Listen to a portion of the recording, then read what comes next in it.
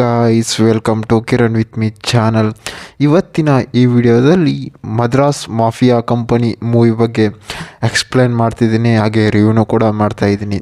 ಈ ಮದ್ರಾಸ್ ಮೂವಿಯಲ್ಲಿ ಯಾವ ಯಾವ ಹೀರೋಗಳು ನಟಿಸಿದ್ದಾರೆ ಮತ್ತು ಯಾವ ಯಾವ ಹೀರೋಯಿನ್ಗಳು ನಟಿಸಿದ್ದಾರೆ ಮತ್ತು ಈ ಮೂವಿಯ ಬಜೆಟ್ ಎಷ್ಟಾಗಿದೆ ಮತ್ತು ಈ ಮೂವಿಯ ಕಲೆಕ್ಷನ್ ಎಷ್ಟಾಗಿದೆ ಮತ್ತು ಈ ಮೂವಿಯು ಯಾವ ಯಾವ ಭಾಷೆಗಳಲ್ಲಿ ಬಿಡುಗಡೆ ಹೊಂದಿದೆ ಅಂತ ಕೂಡ ಈ ವಿಡಿಯೋದಲ್ಲಿ ನೋಡೋಣ. ಗಾಯ್ಸ್ ಈ ಮದ್ರಾಸ್ ಮಾಫಿಯಾ ಕಂಪನಿ ಮೂವಿಯಲ್ಲಿ ಆನಂದ್ ರಾಜ್ ಅವರು ಈ ಮೂವಿಯ ಹೀರೋ ಆಗಿ ನಟಿಸಿದ್ದಾರೆ ಅಂತಲೂ ಕೂಡ ಹೇಳ್ಬೋದು. ಮತ್ತು ಈ ಮೂವಿಯ ಮೇನ್ ಲ್ಯಾಂಗ್ವೇಜ್ ಬಂದು ತಮಿಳಿನಲ್ಲಿ ಕೂಡ ತೆರೆಗೊಂಡಿದೆ ಅಂತ ಕೂಡ ಹೇಳ್ಬೋದು. ಮತ್ತು ಈ ಮೂವಿಯ ಬಜೆಟ್ ನೋಡೋದಾದರೆ ಮತ್ತು ಕಲೆಕ್ಷನ್ ನೋಡೋದಾದರೆ ಈ ಮೂವಿಯು ಎಲ್ಲೂ ಬಜೆಟು ಕೂಡ ಅನೌನ್ಸ್ ಮಾಡಿಲ್ಲ ಮತ್ತು ಕಲೆಕ್ಷನ್ನು ಕೂಡ ಅನೌನ್ಸ್ ಮಾಡಿಲ್ಲ ಅಂತಲೂ ಕೂಡ ಹೇಳ್ಬೋದು. ಮತ್ತು ಈ ಮದ್ರಾಸ್ ಮಾಫಿಯಾ ಕಂಪನಿಯ ಮೂವಿಯಲ್ಲಿ ಸಾಂಗ್ಸ್ಗಳಾಗಿರ್ಬೋದು ಮತ್ತು ಕಾಮಿಡಿ ಸೀನ್ಸ್ಗಳಾಗಿರ್ಬೋದು, ಫನ್ನಿ ಆಗಿರ್ಬೋದು, ಮೂವಿಯಲ್ಲಿ ಸಖತ್ತಾಗಿ ಕೂಡ ಕೊಟ್ಟಿದ್ದಾರೆ. ಮತ್ತು ಡೈಲಾಗ್ಗಳಾಗಿರ್ಬೋದು ಮೂವಿಯಲ್ಲಿ ಸಖತ್ತಾಗಿ ಕೂಡ ಕೊಟ್ಟಿದ್ದಾರೆ. ಅಂತಾರೆ ಈ ಮೂವಿಯ ಒನ್ಲೈನ್ ಸ್ಟೋರಿ ನೋಡೋದಾದರೆ ಈ ಮದ್ರಾಸ್ ಮಾಫಿಯಾ ಕಂಪನಿ ಅಂತಂದ್ರೆ ಒಂದು ಕಂಪನಿ ಇರುತ್ತೆ. ಆ ಮದ್ರಾಸ್ ಮಾಫಿಯಾ ಕಂಪನಿ ಅದರಲ್ಲಿ ಒಬ್ಬ ಓನರ್ ಇರ್ತಾನೆ.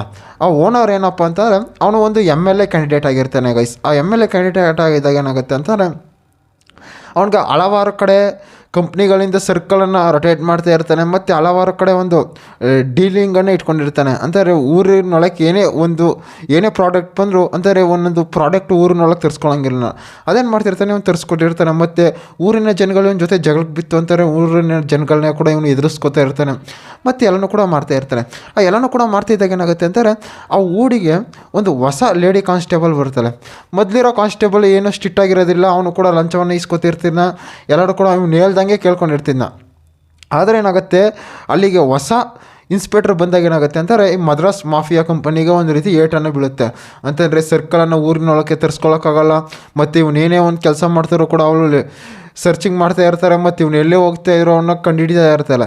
ಅವಾಗ ಏನಾಗುತ್ತೆ ಅಲ್ಲಿ ಒಂದು ಪಾರ್ಟಿಯನ್ನು ಇರ್ತಾಳೆ. ಅಂತಾರೆ ಪೊಲೀಸ್ನವರು ಕೂಡ ಅವಳು ಕೂಡ ಒಂದು ಪಾರ್ಟಿಯನ್ನು ಕೂಡ ಇರ್ತಾಳೆ.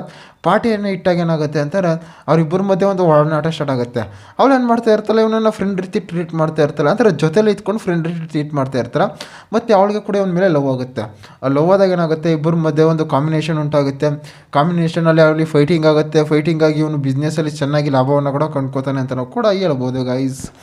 ಮತ್ತು ಈ ಮದ್ರಾಸ್ ಮಾಫಿಯಾ ಮೂವಿಯಲ್ಲಿ ಸಾಂಗ್ಸ್ಗಳಾಗಿರ್ಬೋದು ಮತ್ತು ಫೈಟಿಂಗ್ಗಳಾಗಿರ್ಬೋದು ಸಖತ್ತಾಗಿ ಕೂಡ ಕೊಟ್ಟಿದ್ದಾರೆ. ಮತ್ತು ಡೈರೆಕ್ಟರ್ ಆಗಿರ್ಬೋದು ಮತ್ತು ಪ್ರೊಡ್ಯೂಸರ್ ಆಗಿರ್ಬೋದು, ಮ್ಯೂಸಿಕರ್ಸ್ ಆಗಿರ್ಬೋದು ಮೂವಿಯನ್ನು ಸಖತ್ತಾಗಿ ಕೂಡ ಒಂದು ಕೊಟ್ಟಿದ್ದಾರೆ ಅಂತಲೂ ಕೂಡ ಹೇಳ್ಬೋದು. ಮತ್ತು ಬೋರಿಂಗ್ ಅನ್ನೋದು ಎಲ್ಲೂ ಕೂಡ ಇರೋದಿಲ್ಲ ಅಂತಲೂ ಕೂಡ ಹೇಳ್ಬೋದು. ಮತ್ತು ಈ ಮೂವಿಯಲ್ಲಿ ಕಾಮಿಡಿ ಸೀನ್ಸ್ಗಳಾಗಿರ್ಬೋದು, ಫನ್ನಿ ಆಗಿರ್ಬೋದು ಮೂವಿಯಲ್ಲಿ ಸಖತ್ತಾಗಿ ಕೂಡ ಕೊಟ್ಟಿದ್ದಾರೆ ಗಾಯ್ಸ್. ಇದೇ ರೀತಿ ಮೂವಿ ಅಪ್ಡೇಟ್ಗಾಗಿ ಕಿರಣ್ ವಿತ್ ಮೀ ಚಾನಲ್ನ ಸಬ್ಸ್ಕ್ರೈಬ್ ಮಾಡ್ಕೊಳ್ಳಿ ಗಾಯ್ಸ್.